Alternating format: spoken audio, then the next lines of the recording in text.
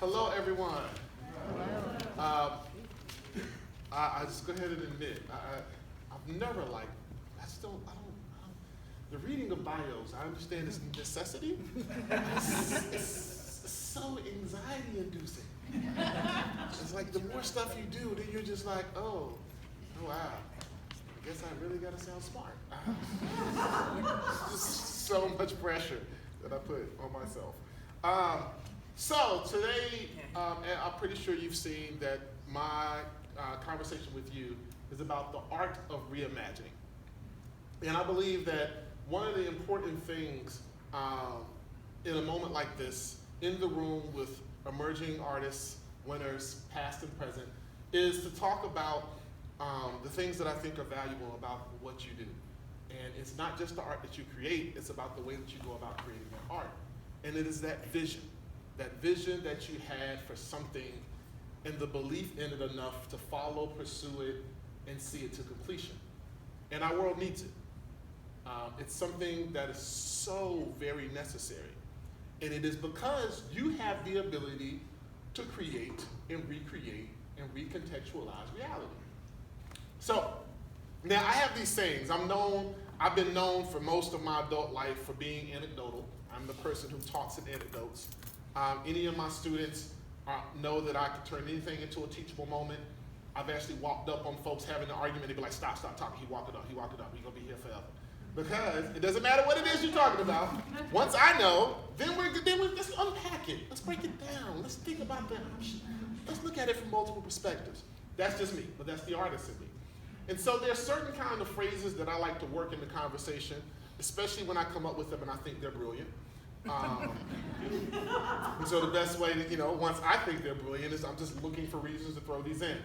One of my favorite statements to make is that I can teach a brick to fly if it believes that it's possible. That's a good one. Thank you. I appreciate it. Yeah, okay, thank you. But just think about it. Think about the weight of it. Think about the idea of the first thing that catches you is the idea that I said of brick. This thing that is inanimate, is dense, it's heavy, and it's hard. And you're like, okay, you can make a brick fly. Okay, what do you mean? Now, of course, the first thing that comes to your mind is you can throw it. Yeah, sure, you can. And it soars through the sky, and then it hits something, hopefully not someone, and there you have it. But then you think about the idea of the brick flying, and you're like, okay, all right, what are you really talking about? And what it does is it opens the door. This is why I use it. Because of the ridiculousness of it, it opens the door for me to have a conversation about possibility. And that's the value of the arts, is what it does to open our scope of understanding about possibilities. Because the key to it is if it believes that it's possible, right? Because then let's think about what it means to fly. Do I have to actually be in the sky to be flying? No. I can fly, I can soar in a number of different ways. So it opens up the different varieties of meanings for that word.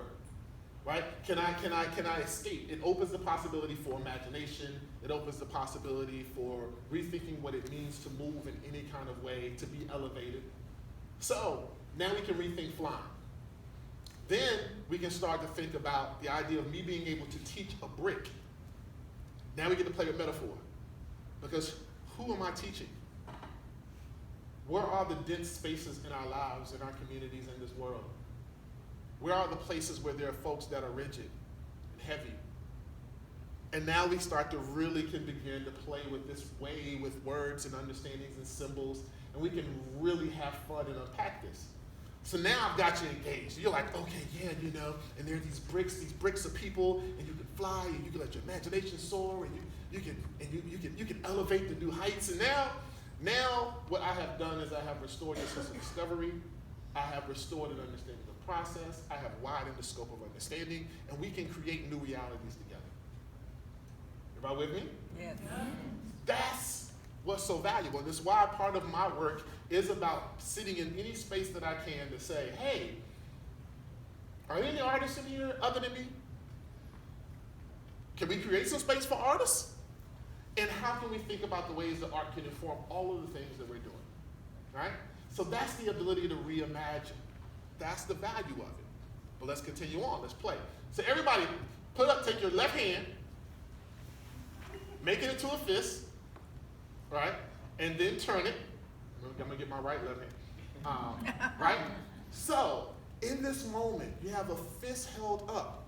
Generally, this is a symbol for anger, for frustration, or a symbol that a fight is getting ready to happen. Now, all I want you to do is turn that fist around. Raise it a little higher. A fight is still happening, but the context of that fight is completely different, right? It is not aimed at any particular person. It is a fight that we're willing to wage with each other. It's just reimagining, because at the end of the day, it's just a balled fist, raised.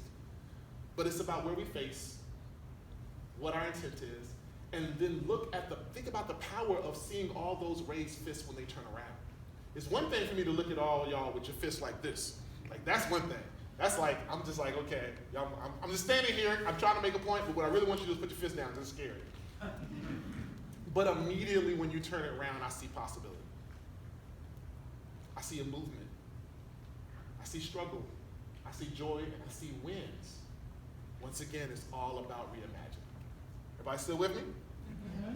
All right, so now, I'm gonna have you embark on an endeavor with me, just, you know, and if anybody gets lost, just look to the person beside you and do whatever they're doing. Okay? Y'all have the amazing ability of being the only folks over there, so, a lot of pressure. Sorry. So here's what I want all of you in the middle to do, okay?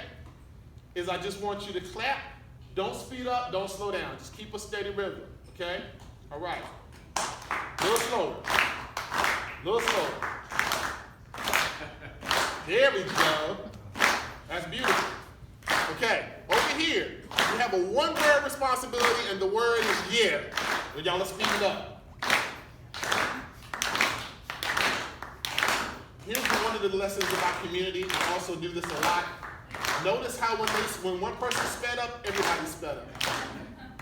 When there's a rhythm, when there's a pulse, it unifies everybody. No matter what it is you decide to do, everybody joins in.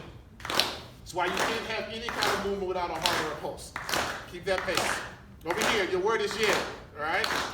Now you're gonna have a little bit of room in between. So I'm gonna tell you when to say yeah. 1, 2, 3, go.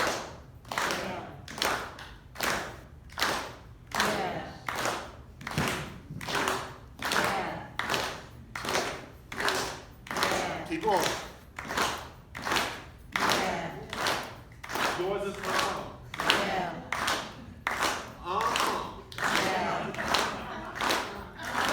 Yeah. Yeah. Follow. Yeah. Yeah.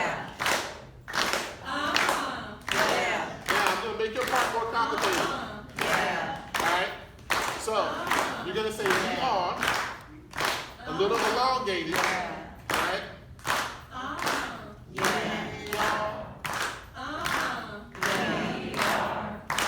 Together. Together. Together. Together. Together.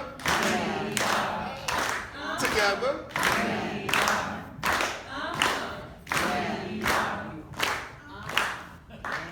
Give yourselves a round of applause.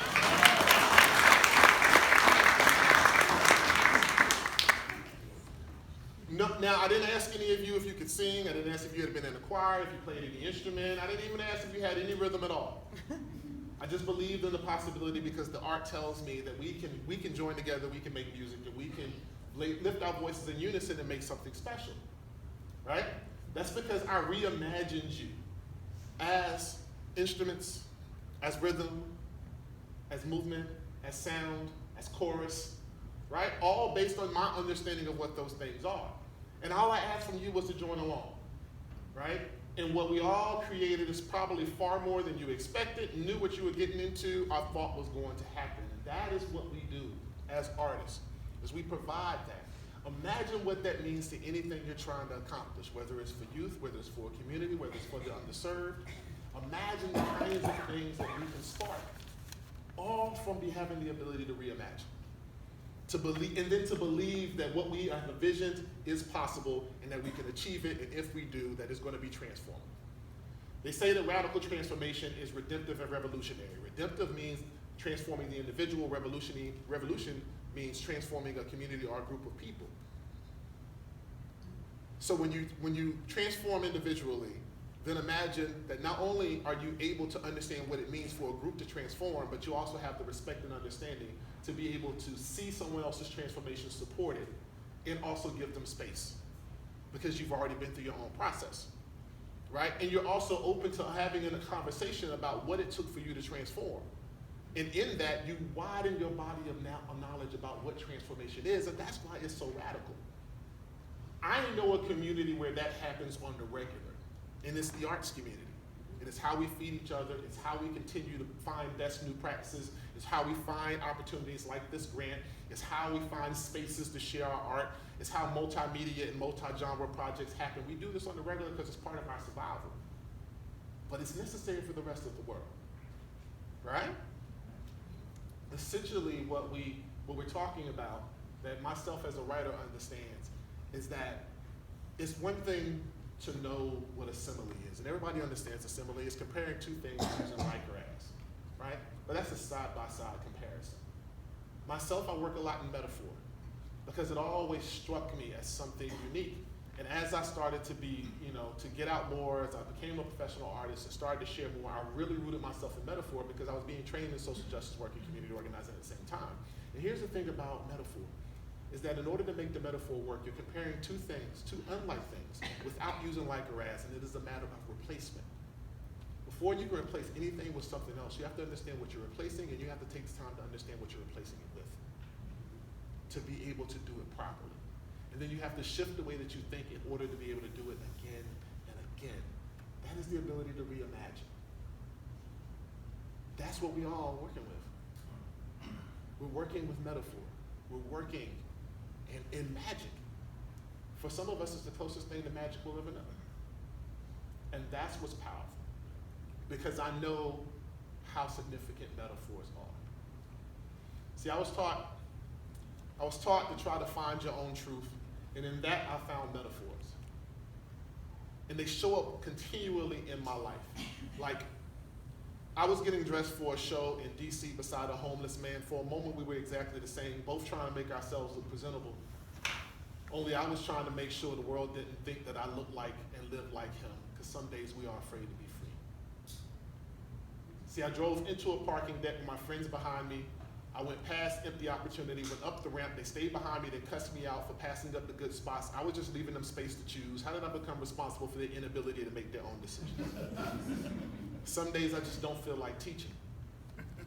See, I understand the value of metaphor because when I open my notebook, there's an unemployment line of insecurities there. I social service them back to work in people's minds, helping them to understand that there is always more work to do. I remember meeting a woman who said that she was a builder. She had a brain tumor. After establishing a successful tutoring program, she said she needed something else to build before the high interest loan with the balloon payment at the end foreclosed on her. I met a woman who said she hadn't written in 6 years since her father committed suicide. She said she lost the words. After I performed, she walked up to me, said she had found the words again. The next morning, she emailed me the poem she had wrote that night. See, the words were just bedtime stories. She finally got used to her father being the one who was always sleeping.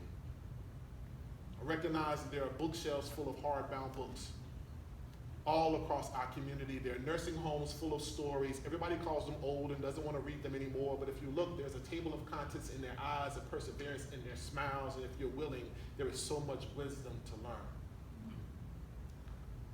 I understand how powerful it is, because when I think about my own life, I realize that I am the product of the greatest metaphor I've ever known, my own Mary Magdalene, who taught me that my father's absence was just immaculate conception, and prayed to the North Star for the 3 wise men she would see me become: poet, activist, educator.